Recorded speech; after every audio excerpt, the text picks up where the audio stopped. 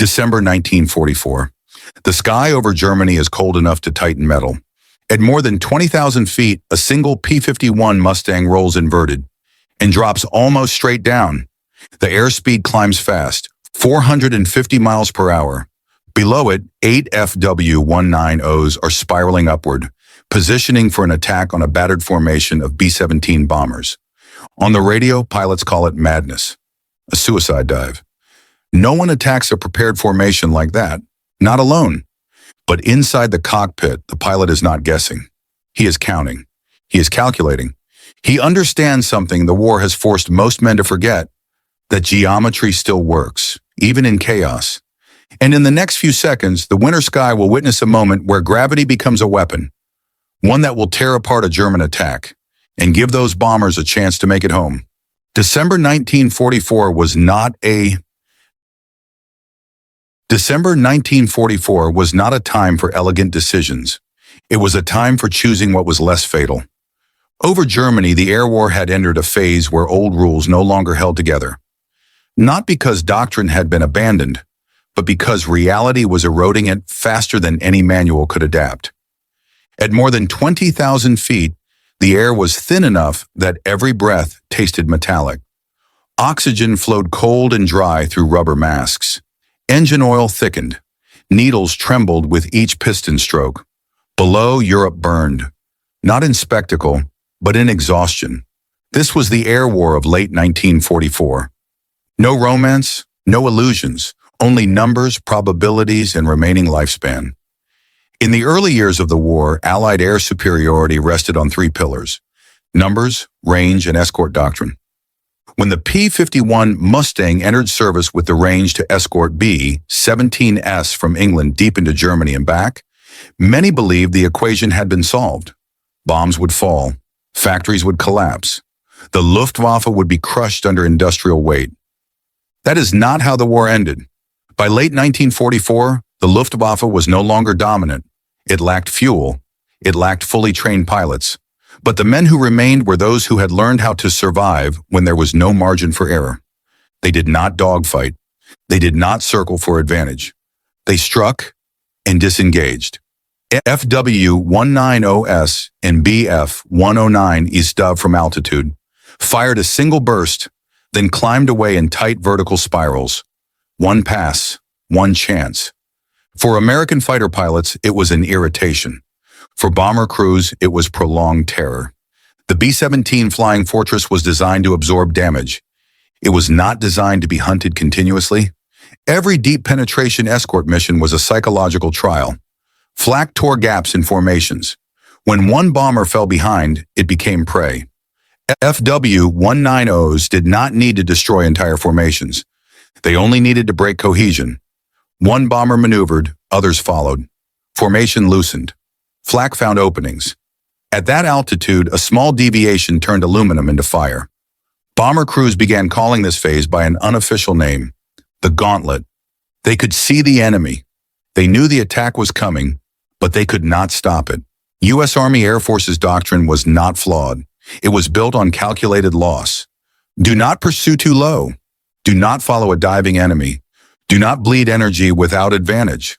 Pilots were taught that altitude was capital and fuel was a ticket home. Every gallon burned in combat was a gallon not available for the return to England. For the Mustang, this mattered. Its range was long but not unlimited. One poor decision meant landing in France or bailing out over Germany. So the standard response to an FW-190 attack was clear. Maintain altitude, engage from the flank, disengage quickly. Statistically, it worked. Fighter losses stayed acceptable. But statistics hit a problem. The bombers kept bleeding. By late 1944, a contradiction had become impossible to ignore. American fighters were winning individual engagements, but they were not controlling the sky. FW-190 pilots knew Mustangs would not follow them down. That certainty gave them initiative. The air war became a game of assumptions. Assumptions that the enemy would avoid extreme risk. Assumptions that steep dives meant death. Assumptions that instinct would override calculation. Assumptions hold until someone breaks them. The 357th Fighter Group was not unusual. They flew P-51s. They escorted B-17s. They lost men like everyone else. Their pilots were exhausted. 3-hour missions in brutal cold. Oxygen masks carved lines into faces. Gloves stiffened until arms moved the stick instead of hands. No one sought history. They sought a runway in England. Among them was one pilot who did not see the war the same way. Before the flight suit, before the cockpit, he had stood in front of a chalkboard. He taught geometry, not abstract theory, geometry of motion, angles, trajectories, problems where emotion did not matter, relationships did. In the cockpit of a Mustang, he did not see enemy aircraft. He saw points moving through space. Each WW2 was a vector. Each spiral was an energy problem. Each second was a variable. And he realized something others avoided acknowledging. Fear has a shape. The P-51 Mustang was not structurally weak in a dive. Its airframe could tolerate more stress than most pilots believed. The limitation was human. Steep dives produced extreme acceleration. Vision narrowed. Reaction time collapsed. One mistake meant blackout. Doctrine assumed pilots would react instinctively. But if instinct were replaced with calculation, the equation changed. At altitude, gravity does not choose sides. Speed has no morality. Air does not care who is right. Only trajectory matters. A Mustang diving steeply enough becomes almost ballistic. No turning, no maneuvering, no dogfight, just penetration. At that speed, deflection shooting becomes impossible. German pie. There was no warning. No special order cut through the radio traffic. No one announced that this was the moment. In war, turning points rarely arrive with labels. They appear as single actions, buried among hundreds that look the same. That morning, the sky over Germany was a washed-out gray. A low ceiling scattered the light. Not bright enough to reveal everything, not dark enough to hide anything. A kind of light that exposed motion without clarity. Below, the B-17s moved slowly, heavily, carrying bombs and exhaustion. Flak had already torn gaps in the formation. A few aircraft were beginning to lag. No one said it aloud, but everyone understood what that meant. This was when German fighters appeared, and they did. 8 FW-190s climbed up from below, tightening into a vertical spiral. No rush, no chaos. A formation refined by repetition. The tactic was familiar. Climb from beneath the Mustang's line of sight, approach from a difficult angle, force the escort fighters to choose between following or letting them through. The Germans already knew the answer. American pilots spotted the movement almost simultaneously. Dark shapes resolving into square-wing silhouettes. The radio filled with short, precise calls. Bandits, 8 o'clock low. FW-190s climbing. There was no panic, no shouting. Only the fatigue of men who had seen this exact geometry too many times. The first response followed training. Mustangs held altitude. Positions adjusted for a crossing attack. Energy conserved. Formation maintained. Everything was correct. But in the cockpit of one P-51, something was different. The pilot did not see 8 individual threats. He saw a shape of motion, a spiral predictable, compressing a volume of air that every FW-190 would soon occupy. And above that volume, there was a Mustang. No one heard the question forming in his mind. No one saw the calculation finishing between heartbeats. There was only action. The Mustang broke hard left, then rolled inverted. On the radio, silence lasted a fraction of a second, long enough for everyone to realize something was wrong. The dive angle was not 30 degrees and not 45. It was nearly vertical. At that angle, there was no attack, only controlled falling. Other pilots saw silver wings flash in the thin winter light, then plunge downward at a speed no one expected in a combat engagement.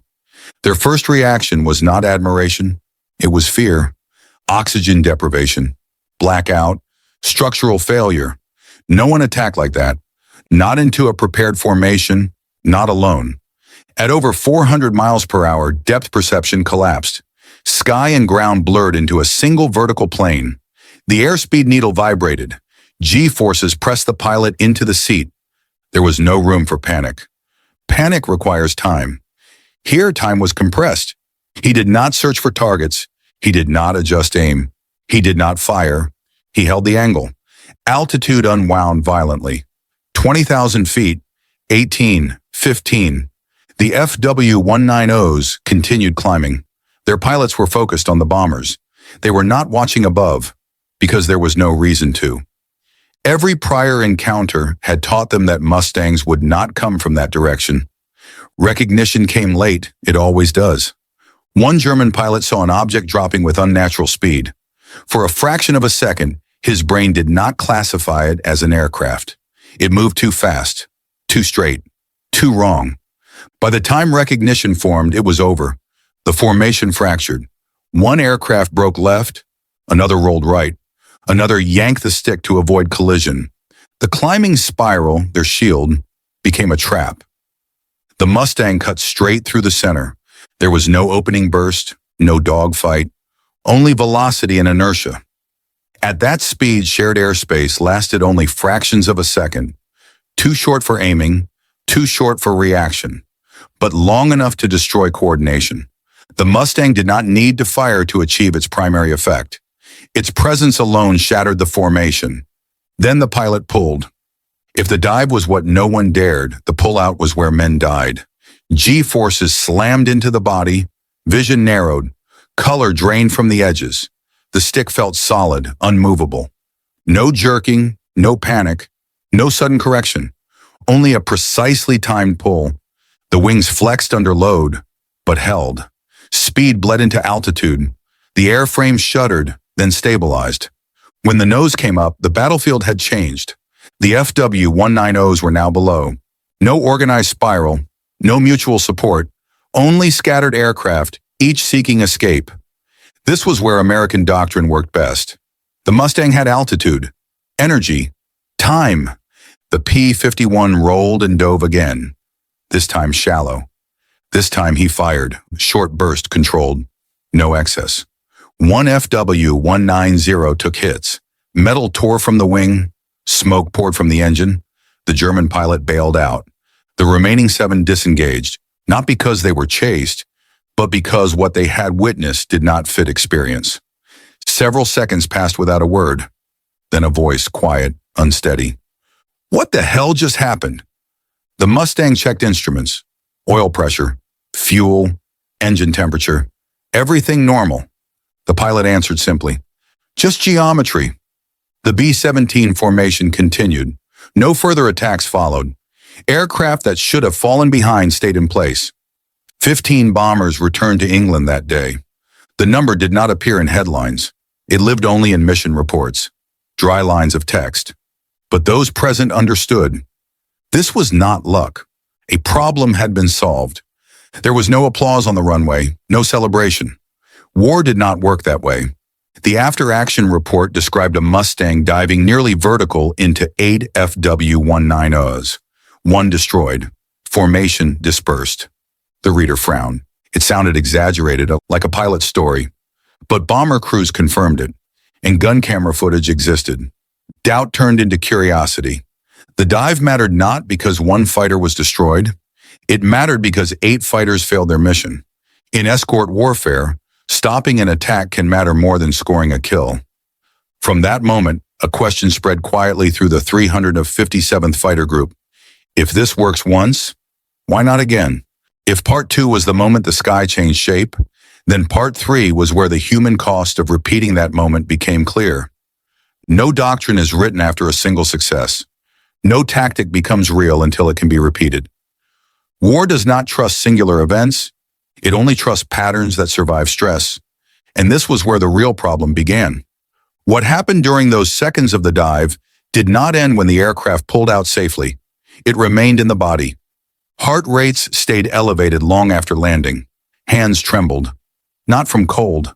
A deep fatigue settled in. Unlike physical exhaustion, it was compression fatigue, the aftermath of sustained acceleration and absolute focus. Pilots used different words for it.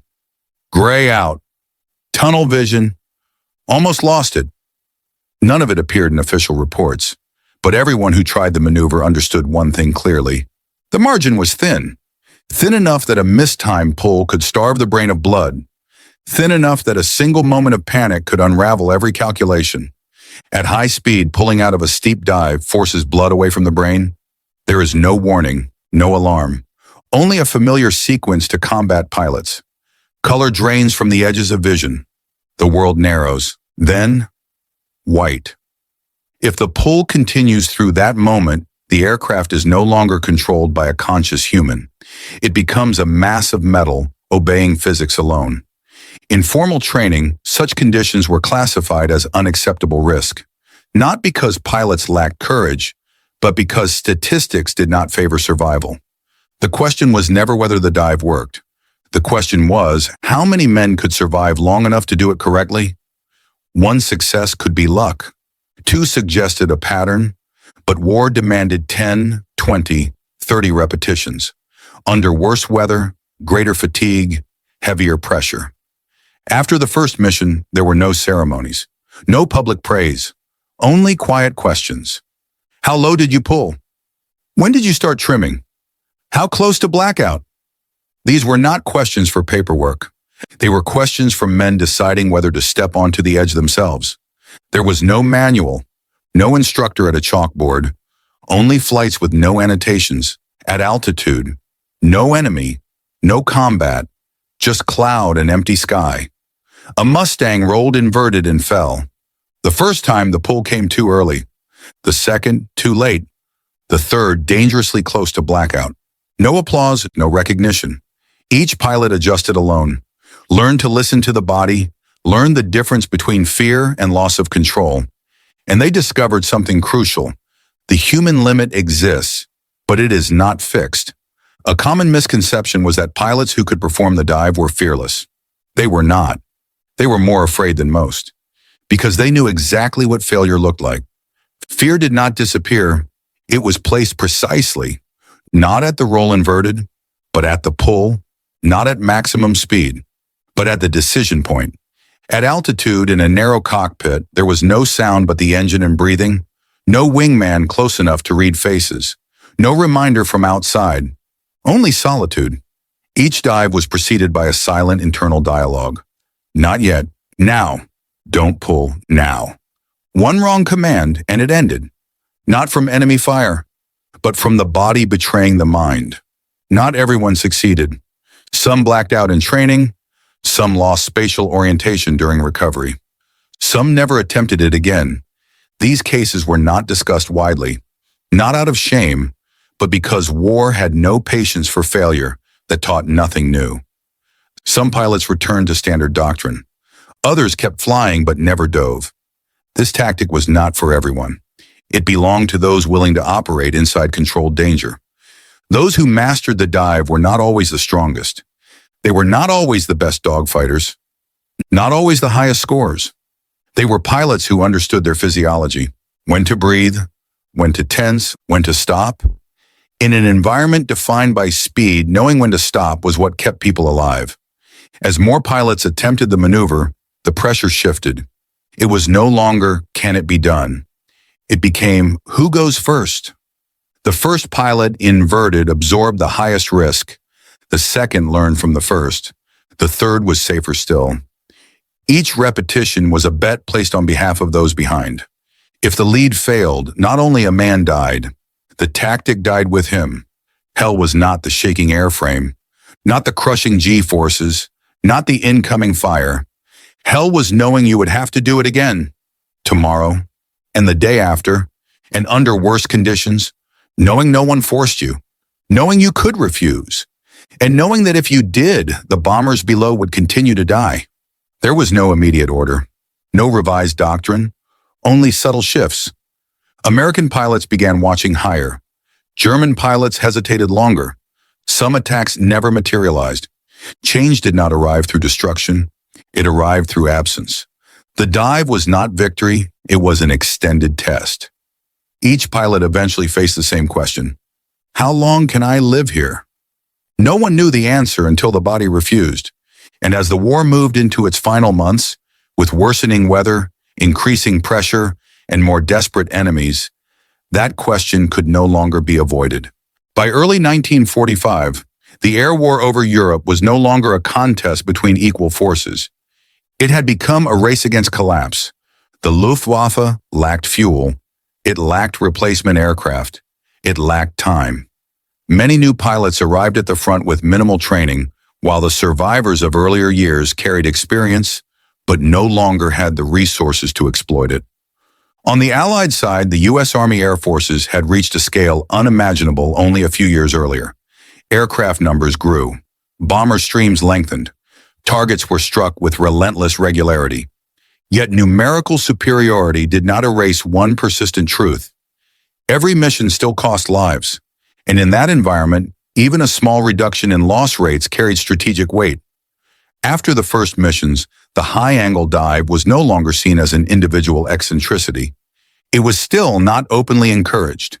It was still absent from formal orders. But it was discussed. In brief exchanges after landing, in quiet questions during briefings, in how certain pilots position themselves slightly higher than before. Tactics do not spread through paperwork. They spread through survival. Pilots who had watched FW190 formations unravel under vertical pressure began to adjust how they read the sky. They did not need to copy the maneuver exactly. They only needed to change how they understood space. And as with all wartime adaptations, the spread was uneven. Not every unit succeeded. Some attempted to replicate the maneuver without understanding its logic. They dove too steeply, pulled too late, or sacrificed energy without securing positional advantage. The result was accidents or losses that achieved nothing tactically. These failures were quickly cited as evidence that the dive was too dangerous. But alongside them were units that applied the concept correctly. They did not treat the dive as an attack. They treated it as a disruption of enemy decision-making. It did not always end in a kill.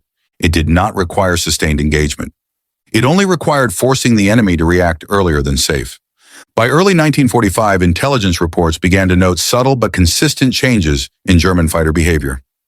Pilots became more cautious about the space above them. Climbing attacks hesitated longer.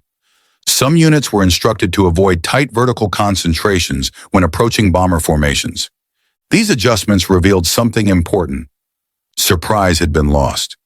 But in war, forcing the enemy to adapt is itself a form of success. Every second of hesitation was a second the B-17S maintained formation.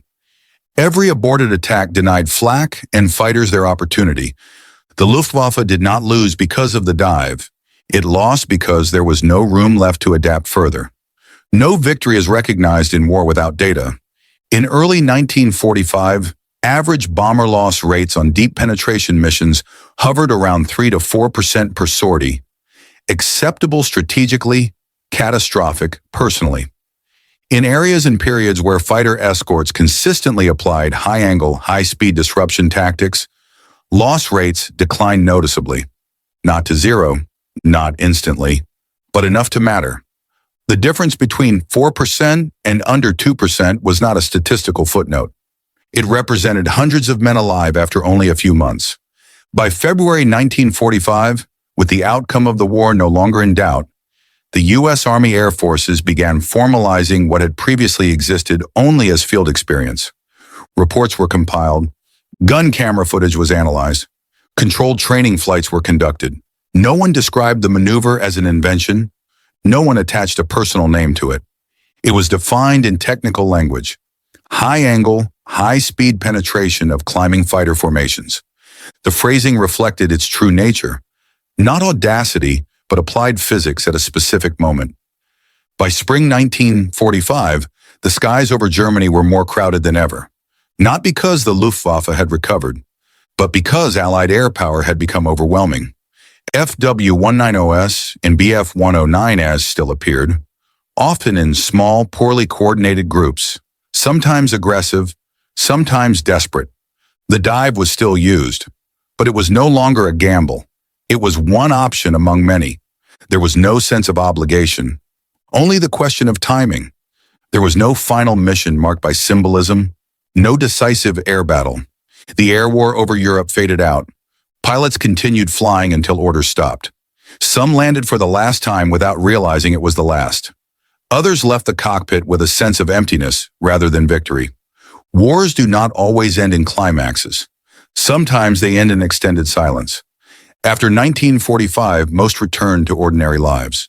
Some kept flying, some left the military, some never entered a cockpit again. The dives did not become widely told stories. They did not fit heroic narratives. They were too technical, too restrained, too devoid of spectacle. In post-war training materials, the maneuver appeared only as a case study in energy management in enemy psychology. No names, no anniversaries. What endured was not the maneuver itself. What endured was a way of thinking, the recognition that doctrine is not immutable, that enemies learn and adapt, and that sometimes the real problem lies not in equipment, but in assumptions. Post-war analysts did not emphasize bravery. They emphasized logic. There was nothing mystical about it, no moment of transcendence, only a correct reading of the situation. War is often remembered through major victories. But over Germany in 1944 to 1945, most meaningful change came from small adjustments, a different angle, a revised assumption, a decision made in seconds. The dive did not win the war. Bomb tonnage, fuel, and industry did that. But the dive kept people alive long enough to see the war end. In war, that is a form of success rarely carved into stone. The lesson was not that recklessness is rewarded, nor that technique replaces humanity. The lesson was this: when everyone fears the same boundary, that boundary becomes a weakness. The individual who alters outcomes is not the strongest. It is the one who understands limits and knows when to approach them without crossing. In the winter sky of 1944, a P-51 rolled inverted and fell, not to become a legend, not to shatter rules, but to solve a problem war had posed for too long. Once solved, the war continued, cold, methodical, until there was nothing left to solve.